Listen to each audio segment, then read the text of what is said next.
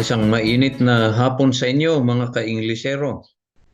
Napakainit dito sa kinaroroonan ko ngayon. Mukhang 40, between 40 to 50 degrees na yata dito. At pati yung mga palaka, yung tinatawag sa Ilocano na karag, ay natutuyo na. Meron kaming tuta dito, nahuli nila yung namamatay na yata na palaka at kinakain nila kasi patay na natuyo na. Ganon kainit. Pero kahit mainit ang panahon, mag-relax tayo, sumilong tayo, mag-aral pa rin tayo ng English. Kaya itong muli, ang ating Englisherong Igrot at welcome kayo dito sa ating learning channel, English, Basic English series, itong ating pinag-aaralan dito at ang tinatalakay. No? Itong thread na ito, itong video thread na ito, ilalagay ko isang playlist at ang pangalan niya ay Basic English Series doon sa ating channel na Englisherong Igorot. Kasi may mga ibang lesson na ginawa tayo, ginamit natin doon sa nung nagtuturo pa tayo sa isang school. At technology, IT, English din. At siguro may mga science pa na ibang lesson na pwede nating talakayin dito sa ating channel. Kaya ilalagay natin sa iba't ibang playlist yon. Itong lesson natin sa English, Basic English Series ang tawag doon sa playlist niya. Doon sa nakaraang video ay tinalakay natin yung tungkol sa sentence. Ano ang sentence? Ano yung mga structure ng sentence? May 4 tayong pinag-usapan.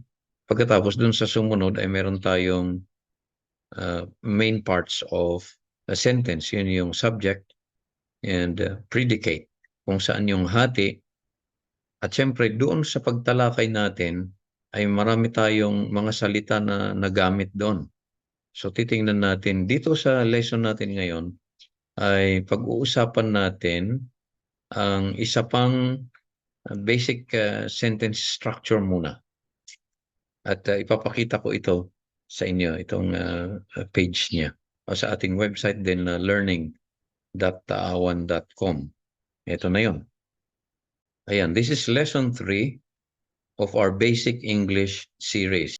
Ano ito? Karagdagan, more on imperative and interrogative sentences. Ito ang magandang lesson na tandaan natin. There is an important rule that you need to remember in this lesson. And we will also see few examples to help you understand the rule. Here is the second rule in the English language that we need to remember, especially when writing. Kung nagsasalita kasi tayo, hindi naman nila nakikita kung paano tayo nagsulat Basta tama yung bigkas natin, yung pronunciation natin, medyo yung accent natin ay kung kaya nating ilapit sa native speaker, di okay lang yun. Pero pag nagsusulat tayo, medyo iba yun. Kaya kung gusto nyo maging writer din, o kahit na hindi naman writer, pero pag gumawa tayo ng mga documents, sulat, yung mga nagdo-document ng mga kahit maliit lang na paragraph na ginagawa natin, kailangan gawin natin tama. Okay, ito yung example natin. Rule number 2 muna. ELGR number 2. If a noun in direct address is used in an imperative or interrogative sentence, a comma separates it to show its independence. Anong ibig sabihin nito? Ito yung sample. Jack, noun ang ginamit natin. Hindi natin, maaring hindi nyo pa naintindihan ang noun. Yung iba alam nyo. Doon sa susunod na video natin, umpisahan natin yung 8 na parts of speech in the English language. At yung susunod na lesson dito sa video na ito ay tungkol sa noun. Kaya tingnan natin ito. Jack, please move over. So, yung noun, yun yung direct address doon sa action. Yung iniuutos nung nagsasalita, ang receiver or direct address is Jack. Kaya ganyan. I-separate mo ng comma.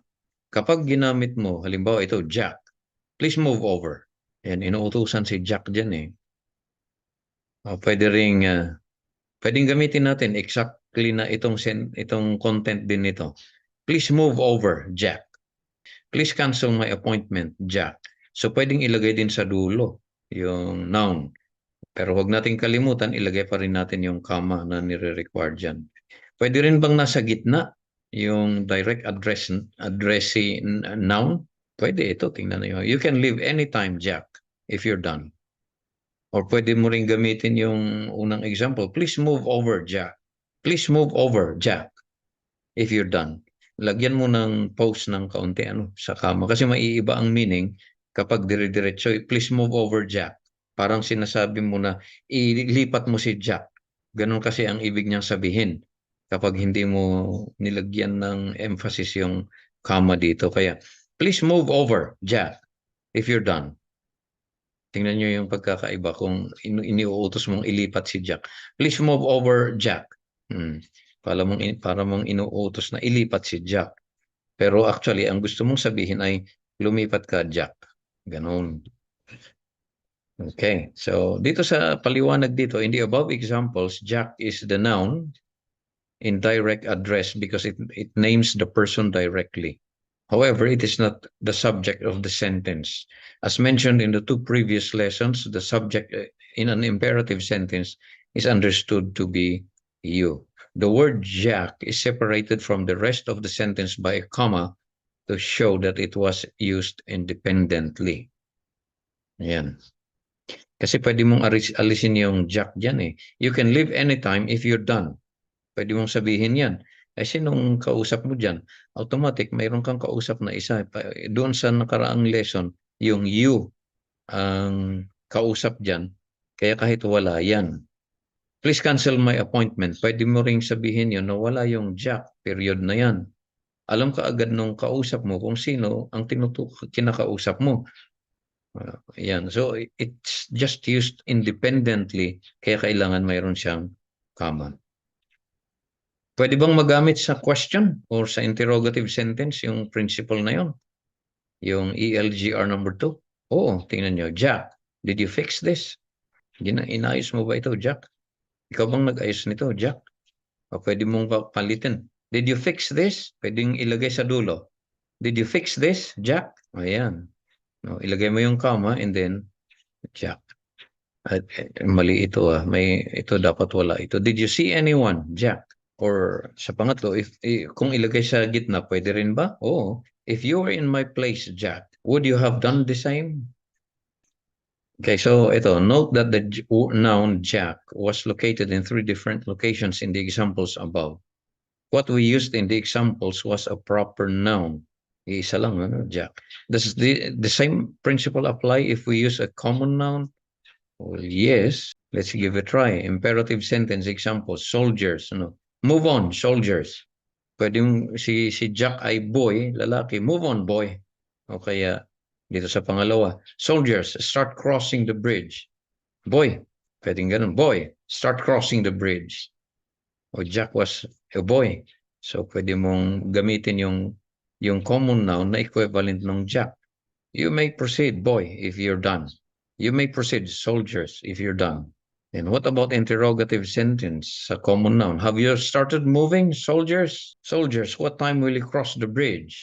If you were to follow orders, soldiers, would you proceed as instructed? Okay, in the above examples, the common noun soldiers was used in the same principle or rule was used as we did with the proper noun.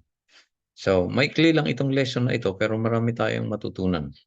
At katulad nung nabanggit ko kanina, we briefly mentioned nouns in this lesson. Please move on to the next to learn more about this. Kaya yung susunod na video natin ay uumpisahan na natin ang tungkol sa noun. Okay. Sana may natutuhan kayo muli sa video na ito. At itutuloy natin doon sa mga exciting na part ng pag-aaral ng English sa mga susunod na video. Itong muli ang inyong Englisherong Igorot. Signing off for now. See you in the next video.